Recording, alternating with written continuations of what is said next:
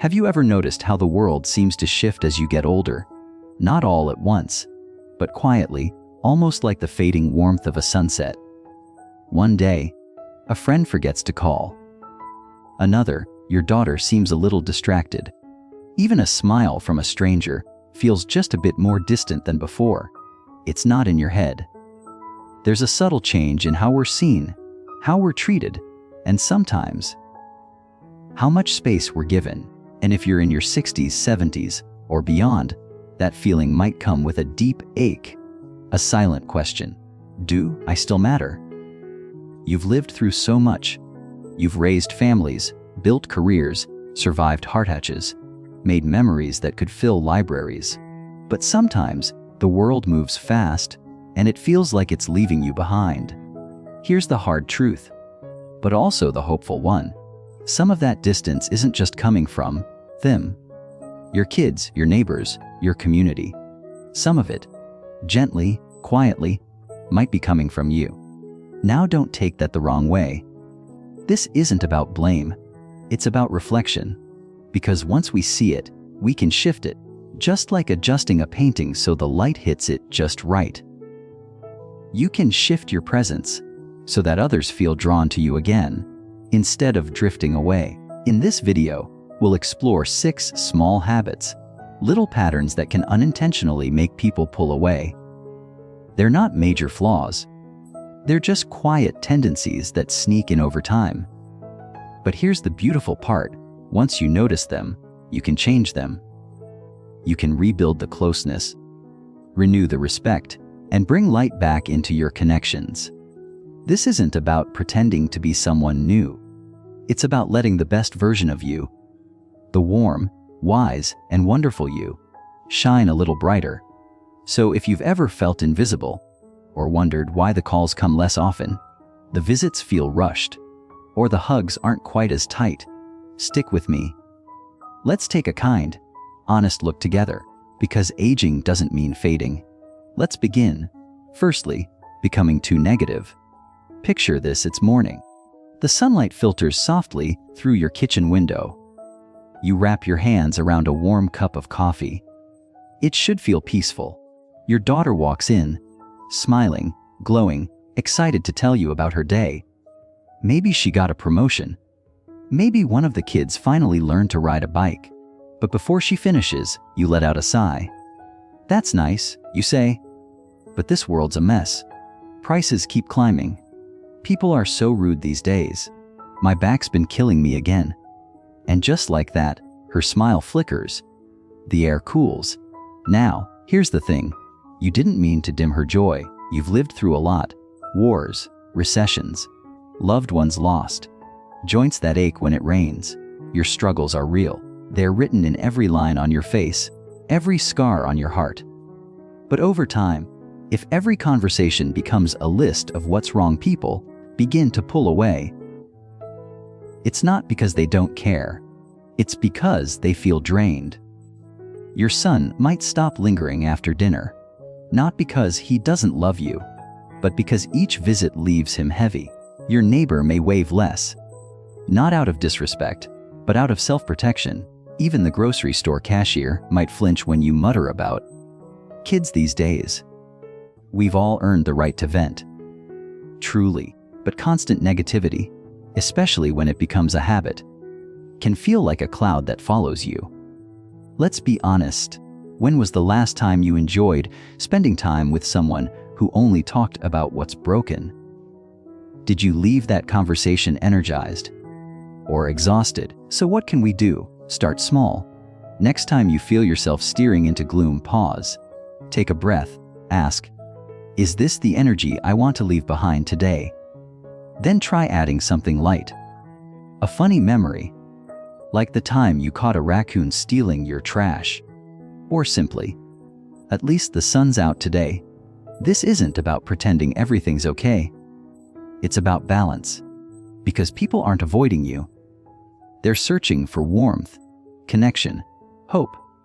And you've still got so much of that to give. Even a single kind sentence, a shared laugh, or a gentle moment of gratitude can keep your presence feeling like home, not a burden. Secondly, giving unwanted advice or criticism. It's a warm summer afternoon. You're at a family barbecue. The smell of burgers sizzling on the grill, kids laughing, voices blending in the breeze. You watch your grandson, 25, sleeves rolled up, flipping burgers with pride. He's chatting away, talking about his new apartment. You feel a swell of pride. You remember the little boy with grass stains on his knees, now all grown up. But then you notice the edges of the burgers are burning. Your instincts kick in. You're doing it wrong. You call out. Flip them sooner or they'll be like shoe leather. And that apartment? You should be saving for a house instead of wasting money on rent. His smile tightens. He nods, but the sparkle in his eyes fades. The conversation stalls. You meant well. You weren't trying to embarrass him. You were trying to help, to pass on hard-earned wisdom. After all, you've been through it all. Tight budgets, backyard cookouts, raising a family through ups and downs. But here's the tricky part: advice, even wise advice, can land like criticism if it isn't invited. When you comment on your daughter letting her kids watch too much TV, she might not hear concern. She hears, "You're not doing a good job." When your friend mentions buying a new coat and you say, "You should save that money," they may not feel guided. They feel judged. And when these little comments pile up, people begin to withdraw. Not because they don't love you, but because being around you starts to feel like an evaluation. But that doesn't mean you should lock your wisdom away. You've got decades of lessons, insights, and life hacks. They're precious. So what can you do instead? Wait for the ask.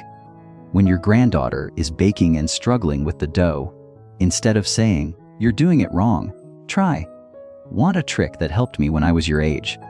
If she says yes, share. If she says no, smile and let her learn. And when you do offer advice, soften it. Try, "I've been through that. Want to hear what worked for me?" You're not the critic anymore. You're the guide. People don't resist your advice because they don't respect you. They resist it because they want to feel capable. They want to learn their own way, just like you once did. And when you offer your wisdom with patience, kindness, and care, you become the voice they seek out, not the one they tune out. Close your eyes for a moment and picture the world you grew up in. Maybe it was the soft hum of a rotary phone, the smell of fresh newspaper ink, or neighbors waving from their porches as you walked home. People wrote letters, played records, fixed things instead of replacing them. That world made sense. It had rhythm, it had heart. But today, everything's moving faster than ever. Phones buzz with messages. Kids talk to voice assistants instead of their grandparents, and the world you once knew feels like it's been replaced with something colder. So, you scoff. You say, "Things were better back then." What's the point of all this tech? Kids today wouldn't survive a day in our shoes. You're not wrong for loving the past, the music, the values, the simplicity. It shaped you. But here's the catch: when every conversation turns into a battle between then and now, people stop sharing. Your son brings up his smart thermostat, and you dismiss it. Why can't you just use a switch? Your granddaughter gushes about a new band she found online, and you interrupt. That's not real music. Not like we had. And slowly, without even realizing it, the people you love stop opening up. Not because they don't respect your opinion, but because they don't want another debate, another sigh, another moment that makes them feel out of sync with you. Then there's technology, the great divider. You might say, "Texting is silly, just call me." But the family reunion plans, they're happening in a group chat. Your old friends' photos, posted online. And when you stay out of those spaces, people can't reach you. Not because they don't want to, but because you've quietly stepped away. The truth is, change is hard. It can feel like learning a new language with tired eyes and slower fingers. But refusing to change doesn't stop time. It just makes the gap between you and your loved ones wider. So here's a new approach: crack the door open. When someone mentions something new, try, tell me more. Let your grandson teach you how to use a video app. Laugh when you mess it up. No one expects you to master every new thing. They just want you to meet them halfway. Because when you show you're still curious, still growing, they feel connected. Not just to your past, but to you, right now. And that's where the magic lives. Fourth, expecting too much without giving back. It's a chilly Saturday afternoon. Leaves crunch outside as your son pulls into the driveway. Phone buzzing with work messages in one hand, a grocery bag in the other. He steps inside, gives you a tired smile, and says, "Just thought I'd check in." You're grateful, truly. But as he sets the bag down, you can't help but mention the leaky faucet he still hasn't fixed, or the lawn that needs raking, or that he should really call more often. He nods, promises to try, but you catch it, the flicker in his eyes, that mix of guilt and fatigue. Later, as he drives away, you wonder why his visits are getting shorter, why his calls are fewer and farther between.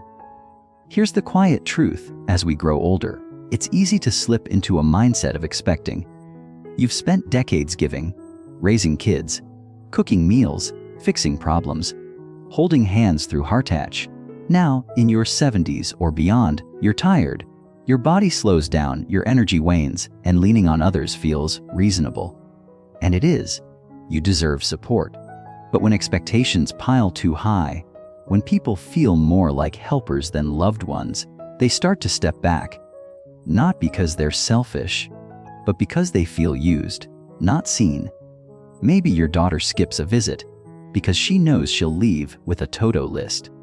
Maybe your friend doesn't pick up the phone because they know the call will be one-sided. Your stories, your problems, with no space for theirs. Here's the good news. You don't need to give big to give meaningfully.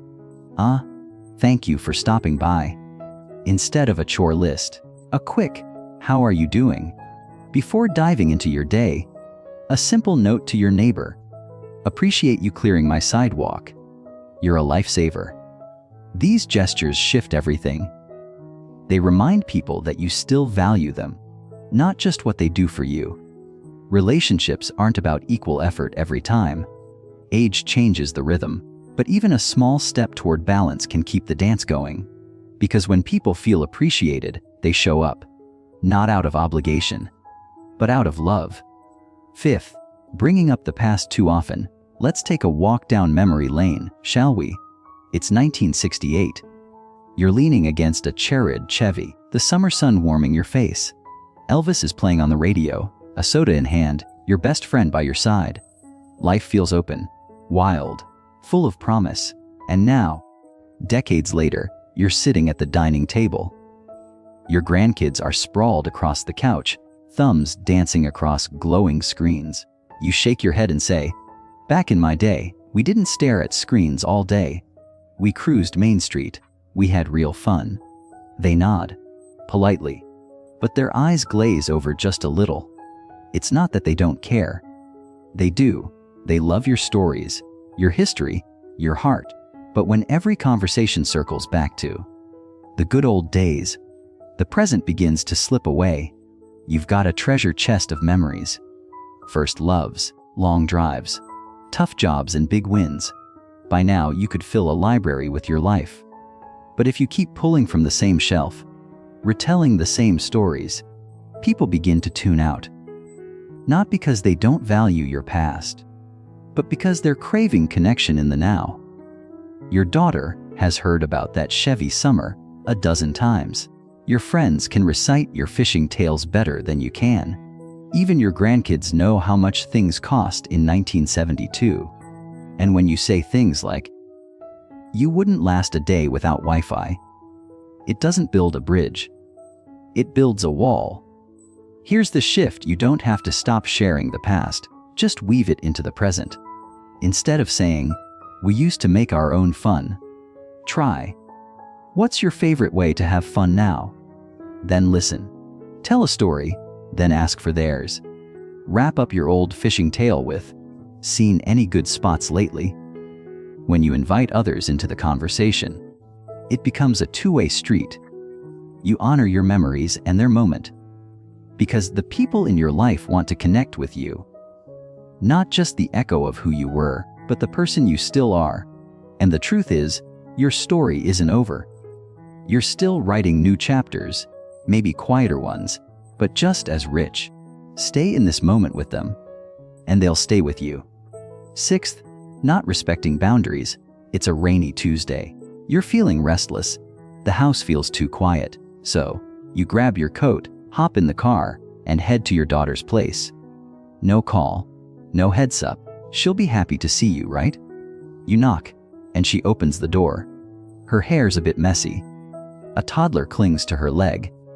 Dishes pile in the sink behind her. She smiles, but it's tight, forced. You settle in. You chat about your day. You ask why she hasn't called. You casually bring up her new boyfriend. What's he like? How serious is it? She nods, but her eyes dart to the clock. Her answers grow shorter. You leave, a little hurt. She's too busy for me. You think, but the truth, she just needed space, and you didn't see it. Boundaries aren't rejection. They're survival, and everyone, no matter how much they love you, needs room to breathe. As we get older, it's easy to forget that. You've earned your place.